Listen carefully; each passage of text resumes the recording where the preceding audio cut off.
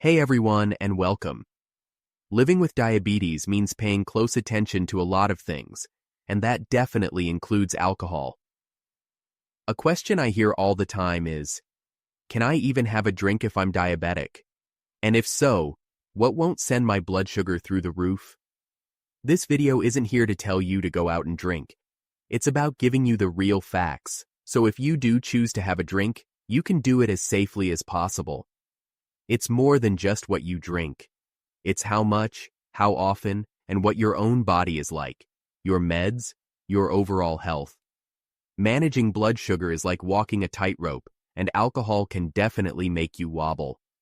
So, let's get into the nitty-gritty. The risks, the benefits, which are honestly pretty small, some general rules, and some alcoholic drinks that might be a bit less risky.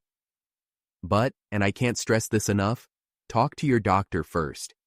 This video is just information. It's not medical advice. The whole alcohol and diabetes thing is tricky. I mean, if you can completely avoid alcohol, that's probably the safest bet. But for some people, having a drink now and then is part of their social life, and that's okay, as long as their doctor gives them the thumbs up. The important thing is to know the potential upsides, which, honestly, aren't many, and the very real downsides. The biggest worry is low blood sugar, or hypoglycemia. Your liver is like the body's sugar manager. When you drink, the liver gets busy breaking down the alcohol, and it kind of forgets to release glucose into your blood. That can lead to a dangerous drop in blood sugar, especially if you're on insulin or some other diabetes meds that lower blood sugar. And get this. That low blood sugar can happen hours after you've had your drink, even when you're sleeping. Plus, alcohol can mess with your head, making it harder to notice the signs of low blood sugar, which makes it even scarier. On the flip side, you've got high blood sugar, or hyperglycemia. Lots of alcoholic drinks, especially those fancy cocktails and sweet wines, are loaded with sugar. That can cause a quick spike in your blood glucose, which is the exact opposite of what you want. And even if the drink itself isn't super sugary, alcohol can make your body less sensitive to insulin. That means the insulin you make or inject doesn't work as well, and it doesn't stop there. Long-term heavy drinking can make diabetes complications worse, things like nerve damage, eye problems, and heart issues. And let's not forget those empty calories in alcohol. They can lead to weight gain, which just makes managing diabetes even harder. Now, you might hear about the benefits of red wine, like those antioxidants. But honestly, the risks outweigh any of that, and you can get those same antioxidants from much safer things, like fruits and vegetables. Always put your health first, and have a real conversation with your doctor about alcohol. Before you even think about having a drink, talk to your doctor. Seriously, this is the most important thing. Your doctor knows your medical history, what meds you're on, and your overall health. They can give you advice that's specific to you. If your doctor says it's okay, then moderation is absolutely crucial. We're talking 1 drink a day for women, 2 for men, maybe. Your doctor might say less, or even none at all. Never ever drink on an empty stomach. Food slows down how fast your body absorbs alcohol, which helps prevent those sudden blood sugar swings. Make it a habit to check your blood sugar more often when you drink, before, during, and for several hours after, even before bed. And stay hydrated. Drink plenty of water alongside any alcohol. Get to know your body and know your limits. Learn to spot the early warning signs of low blood sugar, feeling shaky, sweaty, confused, or dizzy. It's a good idea to wear a medical ID bracelet or carry a card that says you have diabetes, especially if you're going to be drinking. Let your friends or family know about your diabetes and what they should do if you have a low blood sugar episode. These little things can be lifesavers. Now, let's talk about some drinks that might be a bit less risky if you drink them in moderation and your doctor says it's okay. These aren't recommendations to drink. They're just some options that might be better than others. And remember, the absolute best choice is the one your doctor says is safest for you. I'll also mention some foods that go well with each drink to make things tastier and help slow down the alcohol. Number 1. Dry red wine. Think Cabernet Sauvignon, Merlot, Pinot Noir, Shiraz. These dry red wines usually have less leftover sugar than sweet wines or fortified wines. That means fewer carbs, which is potentially better for your blood sugar. You might hear about antioxidants like resveratrol in red wine, but don't use that as an excuse to overdo it. You can get those same antioxidants from grapes and berries without the alcohol. Even with dry red wine, you've got to watch your portions. We're talking about a 5-ounce glass, and always have it with food. Speaking of food, grilled lean meats like beef, lamb, or venison are a great match. The protein helps slow down the alcohol absorption. Roasted vegetables, especially root veggies like carrots and parsnips, add fiber, which is also good for blood sugar control. You can even have a little bit of hard cheese, like aged cheddar or Parmesan, or a tiny square of dark chocolate. Dinner is usually the best time for red wine, since you can have a bigger, more balanced meal with it. Number 2. Dry white wine. Just like with red wine, dry whites like Sauvignon Blanc, Pinot Grigio, and Chardonnay, especially the ones that haven't been aged in oak barrels, tend to have fewer carbs than sweeter whites. That makes them a relatively better choice for keeping your blood sugar from spiking, but you have to know the difference between dry and sweet. Stay away from Riesling, Moscato, and those dessert wines. They're sugar bombs. Again, keep it small. A small glass of dry white wine with a meal might be okay for some people with diabetes, but only if your doctor approves. For food, think lighter flavors that go well with the crispness of the wine. Grilled fish like salmon, tuna, or cod is perfect. Shellfish like shrimp and scallops are also great. A salad with a vinaigrette dressing, or a light pasta dish with olive oil and veggies also works really well. You can have dry white wine with lunch or dinner, depending on what you're eating. A lighter lunch with grilled fish and salad, or a dinner with chicken and vegetables, are both good options. Number 3. Vodka. Plain, unflavored vodka, like other distilled spirits, has 0 carbs. That's because the distilling process gets rid of the sugars from whatever it was made from, potatoes, grains, whatever. But here's the catch. It's all about the mixer. Nobody really drinks vodka straight. It's almost always mixed with something. Skip the sugary stuff like regular soda, juice, and even tonic water, which, surprisingly, has a lot of sugar. Go for sugar-free mixers instead. Diet soda, seltzer water, or plain water with a squeeze of lemon or lime. Those 0-carb mixers stop your blood sugar from spiking, which would defeat the purpose of the carb-free vodka. Vodka itself doesn't have a strong taste, so what you eat with it is really important for managing your blood sugar. Focus on protein and healthy fats. Think smoked salmon, caviar, olives, cheese, and whole grain crackers, or a small handful of nuts. These will help slow down the alcohol absorption.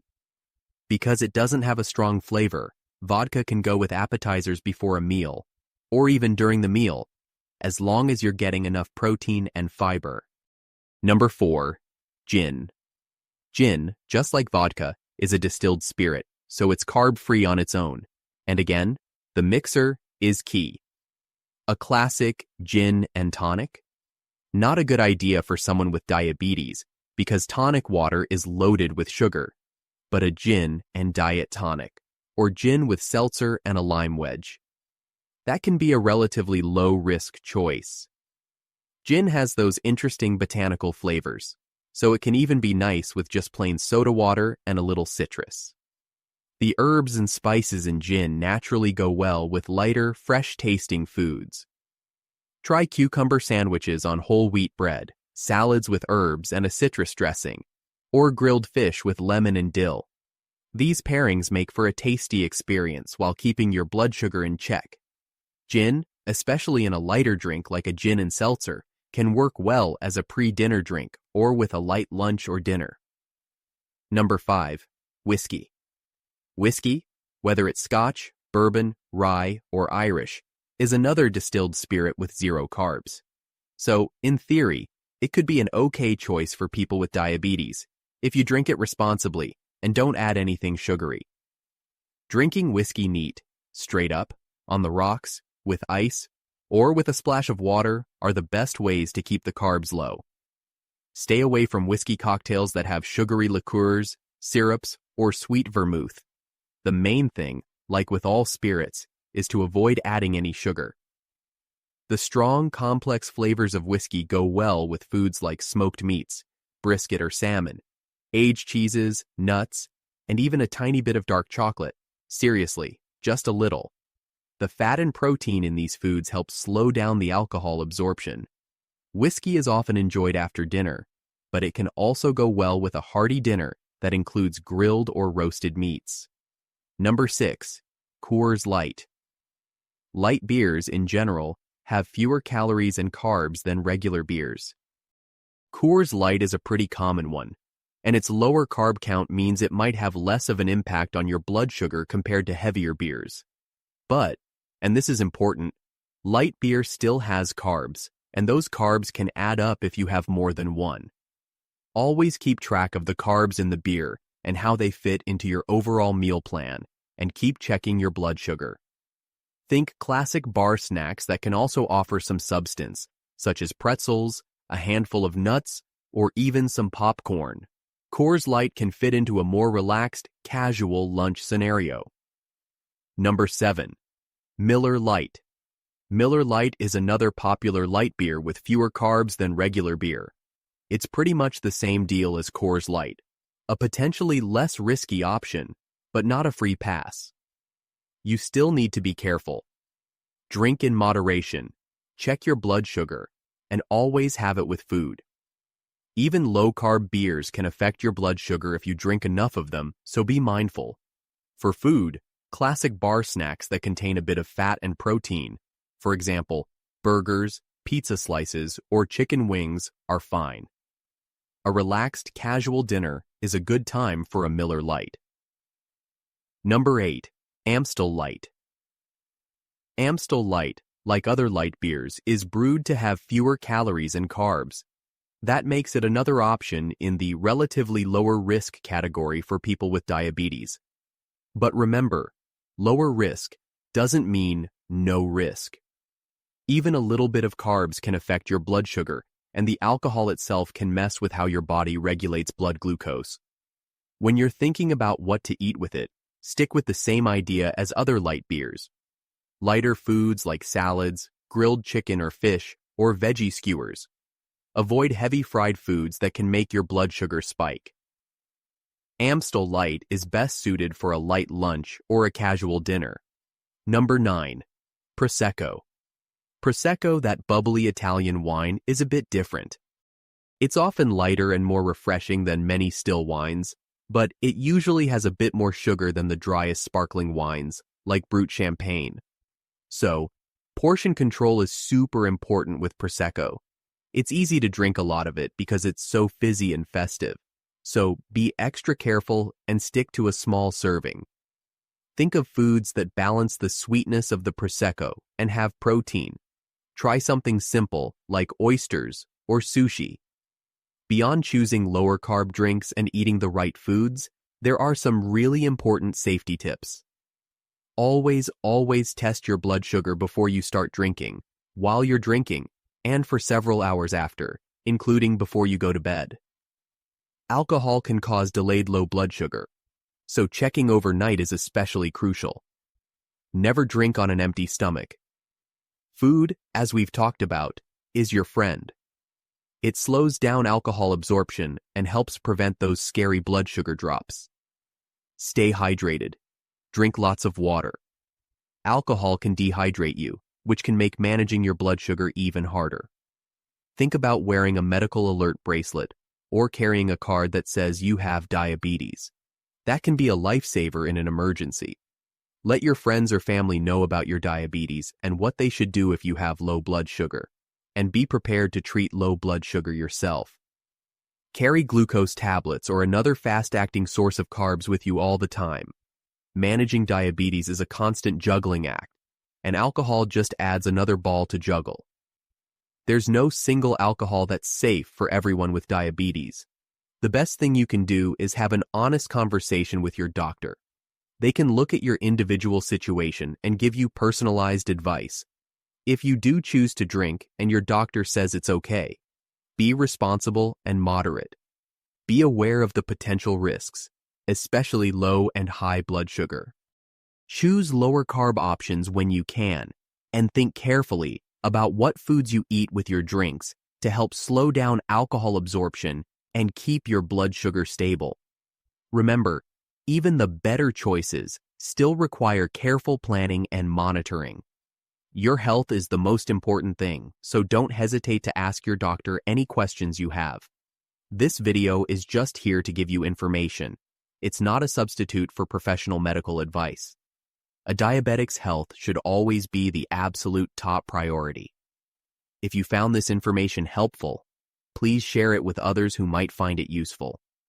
Do you have any questions or experiences with alcohol and diabetes that you'd like to share? Feel free to leave a comment below. The more we talk about these things, the better we can all support each other in managing diabetes.